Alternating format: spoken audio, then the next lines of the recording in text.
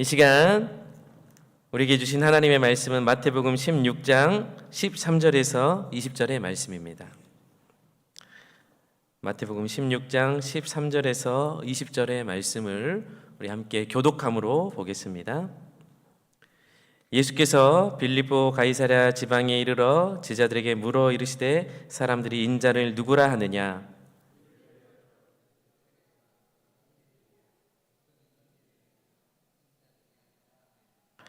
이르시되 너희는 나를 누구라 하느냐?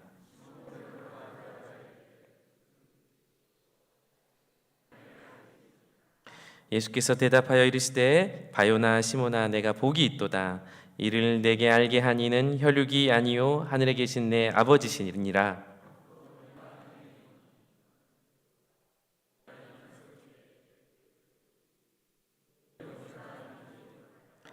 내가 천국 열쇠를 내게 주리니 내가 땅에서 무엇이든지 매면 하늘에서도 매일 것이요 내가 땅에서 무엇이든지 풀면 하늘에서도 풀리리라 하시고 이에 제자들에게 경고하사 자기가 그리스도인 것을 아무에게도 이르지 말라 하시니라. 아멘. 이 시간 김현준 목사님 나오셔서 나를 누구라 할까라는 제목으로 하나님 말씀 전해주시겠습니다. 제가 대학교 2학년 때 군대 입대하게 되었어요. 군 복무 30개월을 끝마치고 1999년 1학기에 다시 학교에 복학을 했는데 세상이 달라졌어요. 뭐가 달라졌냐? 퍼스널 컴퓨터 시대가 되었습니다. 입대하기 전에는 교수님들이 과제를 내주시면 손으로 전부 보고서를 썼어요. 레포트라고 해서 손글씨로 다 써서 보고서를 작성해서 제출했는데 제대를 하고 복학을 해보니 손글씨로 쓴 레포트는 받지를 않습니다. 전부 컴퓨터로 타이핑을 해서 출력을 해서 내는 거예요. 저는 그전에는 한 번도 컴퓨터 자판을 두들겨 본 적이 없습니다. 군대를 갔다 왔더니 세상이 완전히 달라져 있었습니다. 그래서 수업이 끝나면 학교에 있는 전산실에 가서 컴퓨터 사용법도 배워야 했고 자판기로 타자 연습을 해야 했습니다. 1990년대 시작된 퍼스널 컴퓨터 시대, 모두가 컴퓨터 앞에 앉아 자판으로 문서를 작성하는 타자의 시대였습니다. 그리고 제가 부목사로 사역하던 2007년에 스티브 잡스가 애플사의 아이폰을 출시합니다. 세상이 스마트폰 시대로 갑자기 바뀌었습니다.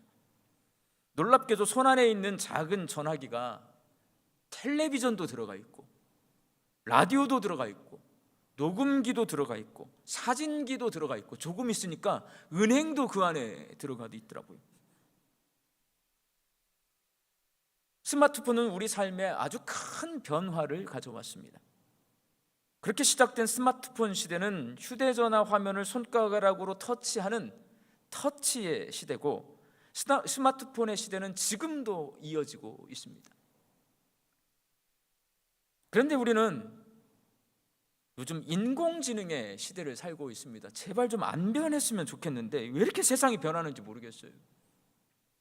이제 막 인공지능의 시대가 시작되었기 때문에 인공지능의 시대를 정확히 규정하기가 어렵습니다. 저도 잘 모르겠어요. 그렇지만 현재 명확한 것은 인공지능의 시대는 어떤 시대냐? 퍼스널 컴퓨터는 타자기의 시대예요. 타자의 시대. 확 자판 두들겨야 돼요. 휴대전화의 시대는 이 터치의 시대예요. 손가락으로 다 해요. 인공지능의 시대는 질문의 시대입니다. 여러분, 질문. 사람이 인공지능에게 구체적이고 명확한 질문을 해야 양질의 결과물을 얻어낼 수가 있습니다. 여기서 구체적이고 명확한 질문이라고 하는 것은 주제와 목적과 형식을 담고 있는 질문을 말합니다. 쉽게 말해서 무엇을, 왜, 어떻게를 제시하고 있는 질문이 구체적이고 명확한 질문입니다. 제가 생성형 인공지능 챗 GPT라고 합니다. 이런 질문을 던졌어요. 설교를 하려고 하는데 복음서에 기록되어 있는 예수님이 하신 질문들을 주제별로 분류해서 정리해줘. 예수님도 질문을 하거든요, 여러분. 넣었더니 18개의 질문을 찾아서 예수님의 정체성, 예수님의 믿음, 예수님의 제자도, 예수님의 신앙생활의 주제로 분류해서 정리해 주었습니다. 이게 얼마나 대단한 거냐면요, 우리 목회자들이 설교를 준비하면서 뭔가를 찾고 싶어서 이걸 찾아내려면 책을 찾고 막 검색을 해야 되잖아요. 1시간, 2시간, 3시간이 걸려요. 그런데 30초 만에 답이 나옵니다. 30초 만에. 이 시간에는 그 18개의 질문 가운데 예수님이 누구신지, 예수님의 정체성에 관한 질문, 마태복음 16장 13절에서 30절까지의 말씀으로 설교하도록 하겠습니다. 오늘 본문 말씀인 마태복음은 예수님께서 빌립보 가이사랴 지방에 이르렀을 때에 제자들에게 사람들이 인자를 누구라 하느냐, 그리고 너희는 나를 누구라 하느냐라고 2가지 질문을 하셨다고 기록해 놓고 있습니다. 우리가 글을 쓸 때 누가 언제 어디서 무엇을 어떻게 했나 가장 기본적인 거잖아요. 육하원칙, 제일 좋은 문장, 단문입니다. 문장에서 가장 강조되는 것, 주어입니다. 여러분, 오늘 보면 13절 말씀 함께 자막을 보시고 같이 읽도록 하겠습니다. 예수께서 빌립보 가이사랴 지방에 이르러 제자들에게 물어 이르시되 사람들이 인자를 누구라 하느냐. 여기서 주어는 예수님이에요. 그 다음에 뭐가 써 있어요? 주어 다음에 빌립보 가이사랴 지역 이름이 써 있습니다. 주어를 강조한 다음에 그 주어 뒤에 보통 목적어가 나오든지 수어가 나오든지 다른 게 나와요. 그럼 그게 강조예요. 순서대로 강조니까. 그런데 장소가 나와요. 예수님 다음으로 이 본문 말씀에서 강조하고 있는 것은 빌립보 가이사랴입니다. 헬라어 성경이나 영어 번역본이나 개역 개정 성경이나 모두 예수님께서 제자들에게 사람들이 나를 누구라 하느냐 하는 질문을 빌립보 가이사랴에서 하셨다라고 강조하고 있어요. 그렇다면 예수님은 왜 빌립보 가이사랴에서 제자들에게 사람들이 인자를 누구라 하느냐, 그리고 너희는 나를 누구라 하느냐라고 물으셨을까요? 예수님이 물은 거가 강조가 됐어요. 예수님이 제자들에게 물은 거거든요. 어디서 물었어요? 빌립보 가이사랴에서 물었어요. 왜 하필이면 나사렛도 아니고 예루살렘도 아니고 가버나움도 아니고 빌립보 가이사랴에서 이 질문을 하셨을까? 빌립보 가이사랴에서 예수님께서 제자들에게 자기가 누구인지를 물으신 이유, 제자들이 누구인지를 가르쳐 주시기 위해서 그래요. 무슨 말이냐면 예수님이 누구인지를 가르쳐 주시기 위해서가 아니고 제자들, 너희들 나를 따라다니는 3년 내내 나를 쫓아다니는 너희가 누구인지 여기서 내가 가르쳐 줄게. 이 질문을 통해서 제자들 자신이 자기가 누구인지 알게 되는 질문이에요. 제자들이 예수님이 누구인지를 알면 제자들 자신이 누구인지를 알게 됩니다. 여러분, 성경에요, 제일 먼저 쓰여 있는 책이 어떤 책이에요? 창세기입니다. 제가 말씀드리잖아요, 가장 앞에 있는 것이 강조예요. 우리 신앙은 3종류가 있습니다. 창조신앙이 있어요, 구원신앙이 있습니다, 종말신앙이 있습니다. 그러면 창조신앙, 구원신앙, 종말신앙 중에 뭐가 가장 중요하다는 거예요? 창조신앙이 가장 중요하니까 마태복음이 성경의 맨 앞에 있는 게 아니고요, 창세기가 맨 앞에 있는 겁니다. 여러분, 성경을 딱 펼쳐서 창세기를 펼치면 태초에 하나님이 천지를 창조하시니라, 이 말씀이 어떤 말씀이냐면 하나님이 만드셨어요. 누가 주인이에요? 하나님이 주인이라는 말이에요. 그러면 성경은요, 하나님이 주인이시다라는 말씀으로 딱 선언하고 시작합니다. 그런데 사람이요, 보암직도 하고 먹음직도 합니다. 뭘 먹어요? 먹지 말라고 금하신 선악과를 먹어요. 왜 보암직도 하고 먹음직도 해요? 마귀가 뭐라고 꼬셨어요? 그거 먹으면 누구처럼 돼요? 하나님처럼 돼요. 하나님이 주인인데 내가 하나님처럼 되고 싶은 욕심이 생겼는데요, 그 욕심을 이기지 못하고 주인이신 하나님이 종인 나에게 명령하신 것을 어기고 먹었습니다. 내가 주인이 되겠다는 겁니다. 그게 뭐예요? 죄입니다. 여러분, 여러분의 자녀가 여러분에게, 여러분의 손주 손녀가 여러분에게 할머니 할아버지 아빠 엄마 죄가 뭐예요? 물으면 우리나라 대한민국의 성도들 중에 죄는 이거야 라고 정확하게 대답하실 수 있는 분이 거의 안 계세요. 죄는 나쁜 짓 하는 거야, 이런 식으로 말해요. 성경은 나쁜 짓이라고 하지 않아요. 성경의 죄는 뭐냐? 우리가 하나님이 아니에요. 하나님은 주인이시고요, 나는 종이에요. 나는 피조물이에요. 그런데 피조물인 내가 하나님이 되고 싶어요. 하나님을 주인으로 인정하지 않아요. 그리고 내가 하나님 노릇을 하려고 해요. 이게 죄입니다.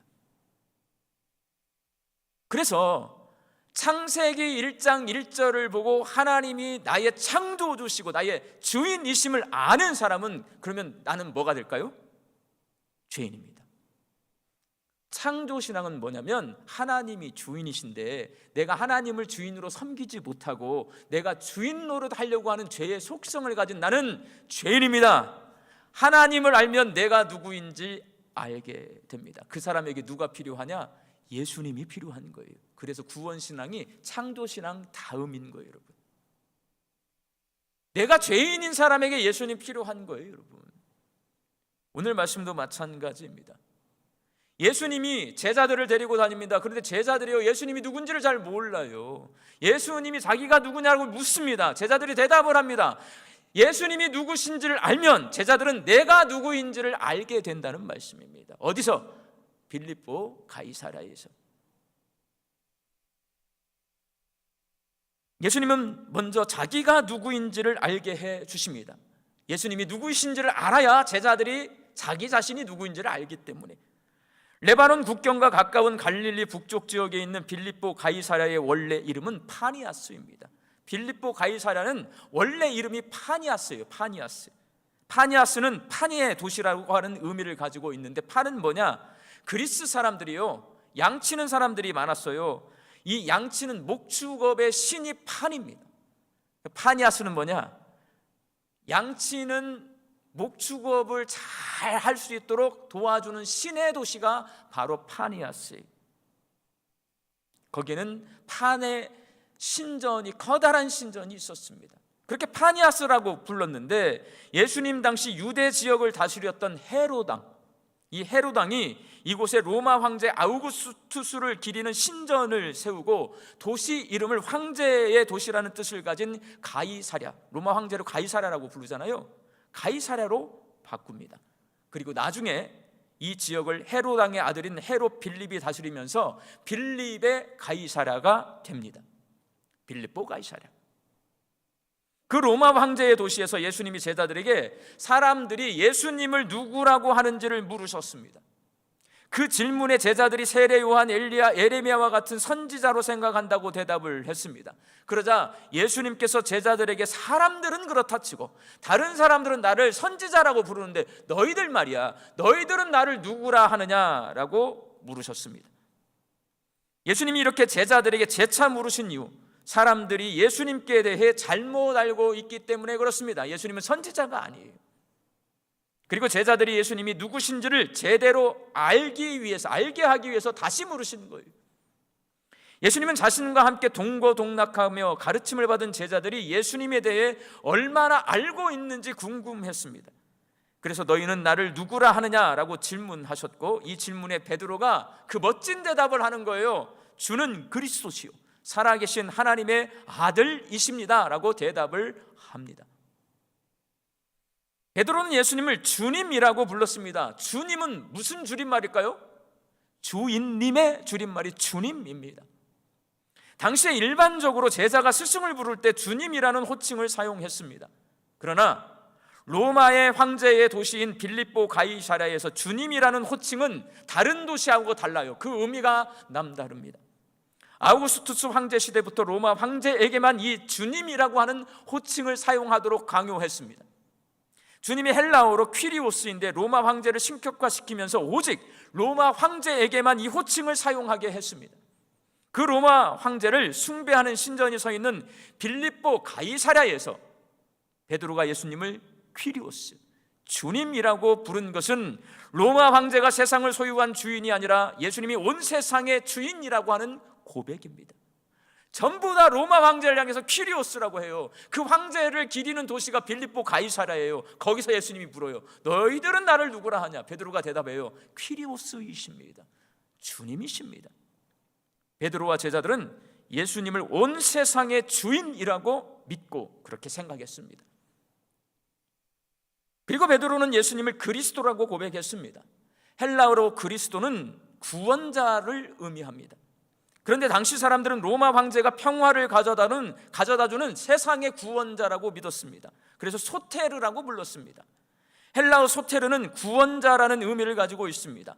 또한 로마 황제가 주는 평화를 팍스 로마나 제국의 평화라고 불렀습니다. 베드로는 그 황제의 도시, 황제가 구원자고 그 황제가 평화를 가져다 주는 사람이라고 믿는 그 도시에서 예수님을 그리스도라고 불렀습니다. 베드로와 제자들은 로마 황제가 구원자가 아니라 예수님이 구원자이심을 믿고 있었던 겁니다. 또한 베드로는 예수님이 하나님의 아들이라고 고백했습니다. 로마 황제를 신격화시킨 아우구스투스는 그 시대부터 사람들이 계속 로마 황제를 뭐라고 부르게 만들어놨냐면 신의 아들로 여기고 신의 아들이라고 부르게 만들어놨어요. 신의 아들이라는 뜻을 가진 디비필리우스라고 불렀습니다. 디비필리우스는 라틴어예요. 로마 말입니다. 이거를 헬라말, 그리스말로 번역하면 휘오스 데우입니다. 신약 성경은 베드로가 예수님이 휘오스 데우, 이건 뭐냐면 하나님의 아들이라는 뜻이에요.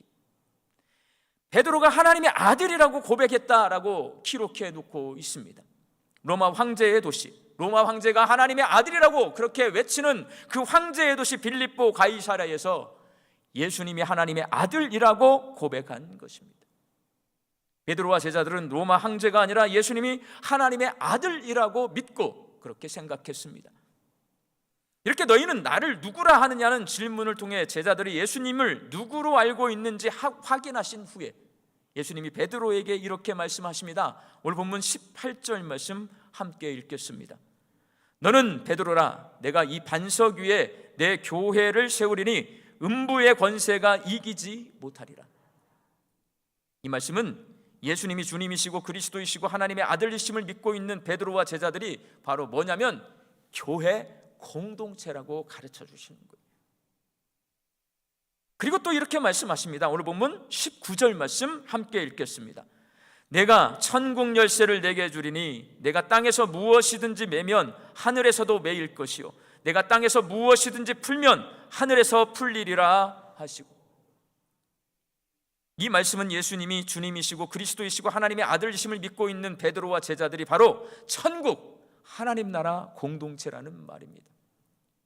예수님은 제자들이요, 각자 갈릴리 사람 어부 이런 거 말고 너희들은 하나님의 아들을 믿는 너희들은 교회 공동체야. 그 교회 공동체는 어떤 모습을 가지고 있어야 되냐면 하나님의 나라 천국의 모습을 간직하고 있어야 돼라고 그렇게 가르쳐주고 계십니다.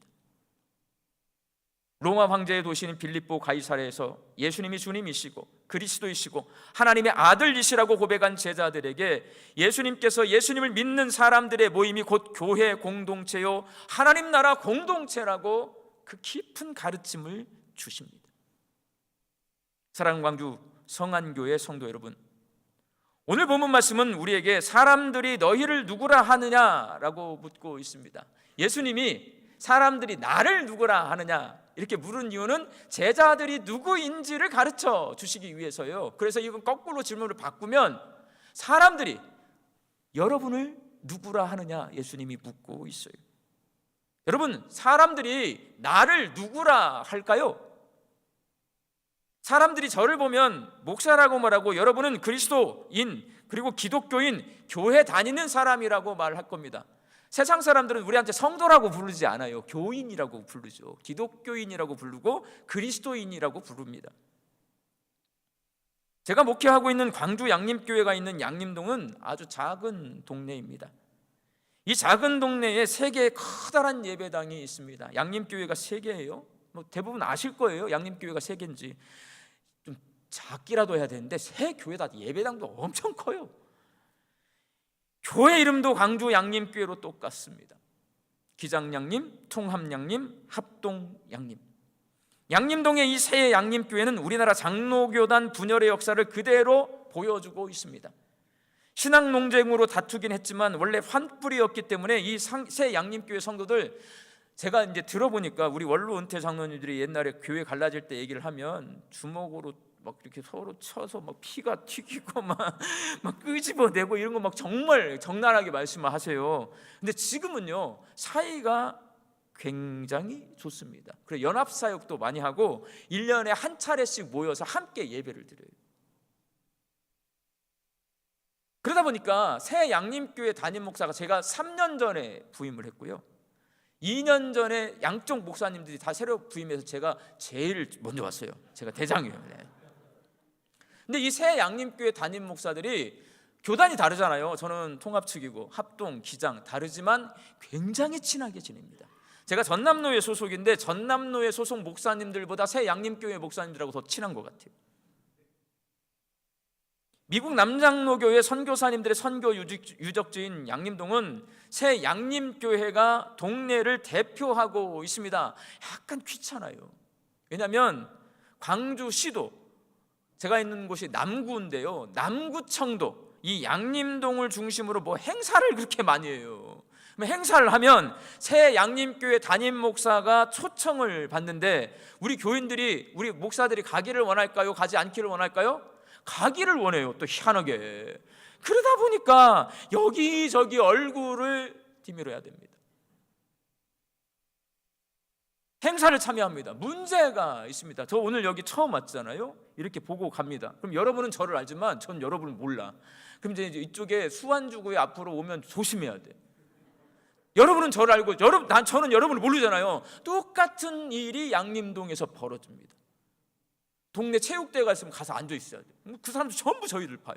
제가 양림교회 담임 목사라는 걸 전부 알아요, 여러분. 그래서 행동거지가 조심스럽습니다. 양림동 주민들은 언덕에 있는 기장 양림교회를 언덕 양림교회라고 부릅니다. 저희 교회는 정원이 있는데요, 마당 양림교회라고 부릅니다. 합동 양림교회는 계단이 있거든요. 그래서 계단 양림교회라고 부릅니다.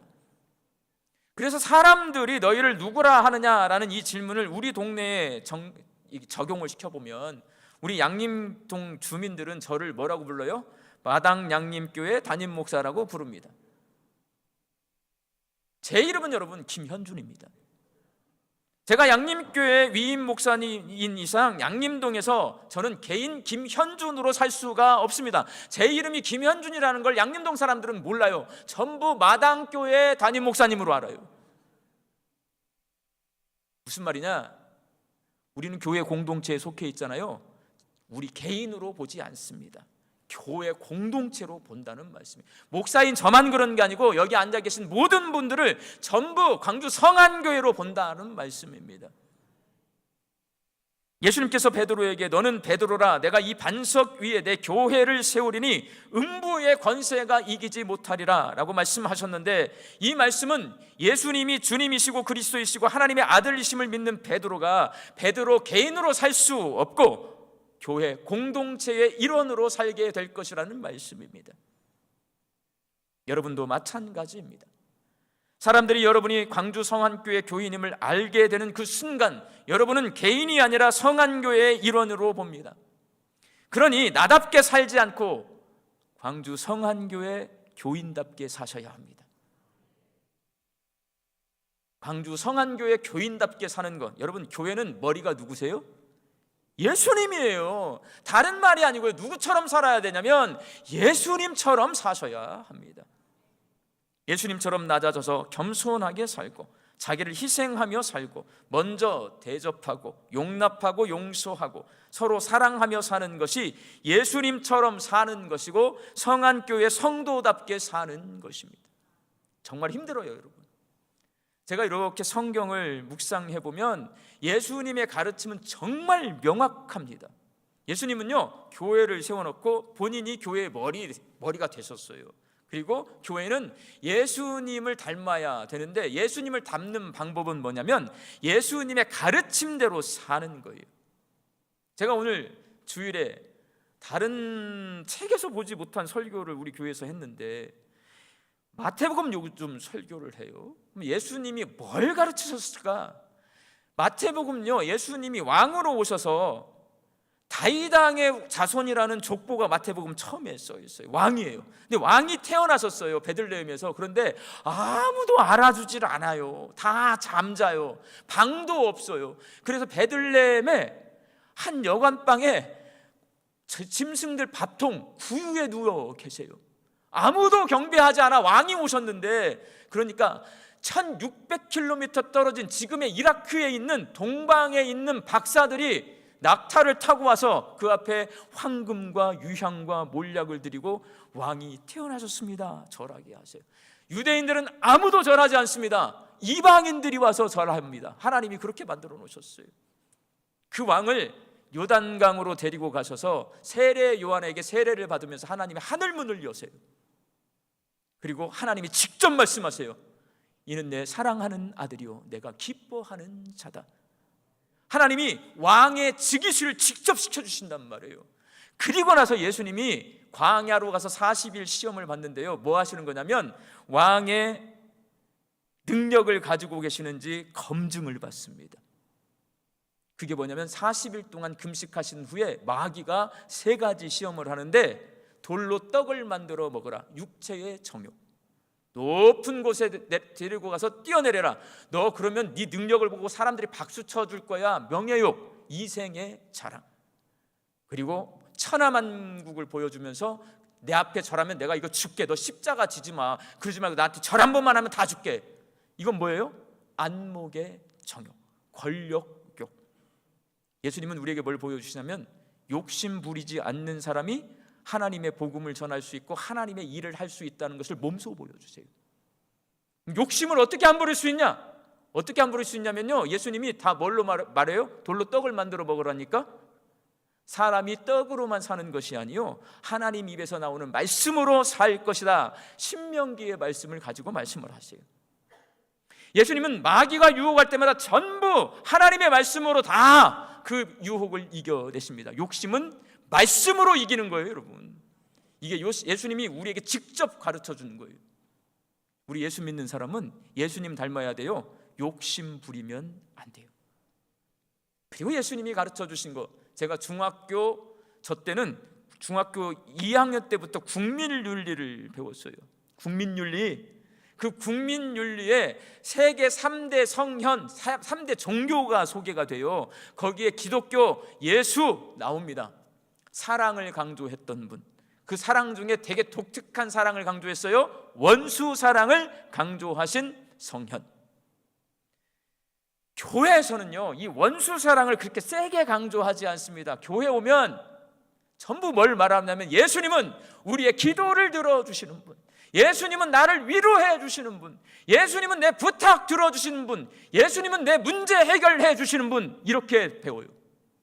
근데 교회 밖을 딱 나가면 예수님은 원수를 사랑하라고 강조하신 분. 우리는 모르는데요, 예수님을 안 믿는 사람은 성경을 보고 예수님이 뭘 그렇게 강조하셨는지를 알아요. 뭘 강조하셨어요? 원수 사랑 강조하셨어요. 예수님이 말씀하셨어요. 원수가 멀리 있지 않고 네 부모, 네 자식, 네 형제가 원수니라. 누가 원수냐면 우리끼리 원수야, 우리끼리. 성안교회 밖에 있는 사람하고 원수 맺어요? 성안교회 안에 있는 사람하고 원수 맺어요? 저도 성안교회 교인 다 좋아요. 저는 여기 미워하는 사람 한 명도 없어. 근데 우리 양림교회는 제가 미워하는 사람 몇 사람 있어요. 그런 거 아니에요, 여러분. 예수님이 핵심 메시지가 마태복음 5장, 6장, 7장입니다. 그게 천국의 복음이고요, 천국의 이 백성들은 어떤 모습으로 사는가를 가르쳐 주는데 그의 핵심이 뭐냐면 결국은 원수 사랑이에요. 왼뺨을 맞으면 오른뺨을 돌려대라. 오리를 가자 하고 하면 십리까지라도 가져라. 겉옷을 달라고 하면 속옷까지라도 내어 주거라. 70번씩 7번까지라도 용서해 주고 나랑 맞지 않아도 용납해 주거라. 그거를 서로 용서, 서로 용납, 서로 사랑. 이게 바로 하나님 나라 공동체입니다. 두 가지인 거예요. 개인적으로는 욕심 부리지 않기, 교회 안에서 예수님 닮고 사는 것은 뭐냐면 서로 사랑하며 사는 것입니다. 교회는 그렇게 세상의 다스림을 받지 않고 예수님의 다스림을 받는 거룩한 하나님 나라 공동체입니다. 그래서 여러분이 예수님처럼 살면 사람들이 우리를 통해 이 땅에 임한 하나님 나라 천국을 보게 됩니다. 예수님이 베드로에게 하신 내가 천국 열쇠를 내게 주리니 내가 땅에서 무엇이든지 매면 하늘에서도 매일 것이요 내가 땅에서 무엇이든지 풀면 하늘에서도 풀리리라. 이 말은 우리가요 천국을 살아내면 내 모습을 보고 그 사람들이 천국을 보고 부러워서 들어오는 거예요. 근데 내가 천국을 못 살아내요. 욕심 부리며 살아요. 원수를 미워하고 살아요. 나 때문에 천국에 못 들어와요. 여러분, 그 말씀 하시는 거예요. 그러니 여러분 정말 잘 살아야 합니다.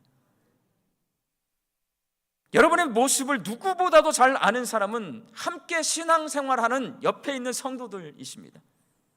성안교회 성도들이 내가 어떤 성도인지, 내가 예수님처럼 사는지 그렇지 않은지를 누구보다도 잘 압니다. 그래서 여러분 궁금해 하셔야 돼요. 우리 성안교회 성도들이 나를 누구라 할까? 교회 밖 사람들은요 나를 누구라 하든 나한테 관심 없어요. 여러분, 나를 누구보다도 가장 잘 아는 사람들은 누구냐? 성안교회 성도들이에요. 그래서 우리 성안교회 성도들이 나를 누구라 할까라는 이 질문은 궁금하면서도 아주 두려운 질문이기도 합니다. 나와 함께 신앙생활하는 성도들이 내가 예수님처럼 살고 있다고 인정해 주는 여러분들이 될 수 있기를 바랍니다. 저분은 욕심이 없는 분이셔. 저분은 사랑이 충만한 분이셔. 옆에 있는 내 성도들이, 내 교우들이 그것을 나를 그렇게 봐줄 수 있는 삶을 살면 내가 예수님처럼 살고 있는 거예요.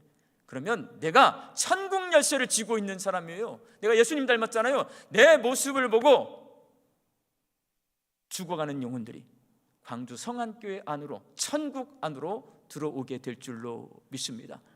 그런 삶을 사시는 저와 여러분이 될 수 있기를 주의 이름으로 축원합니다.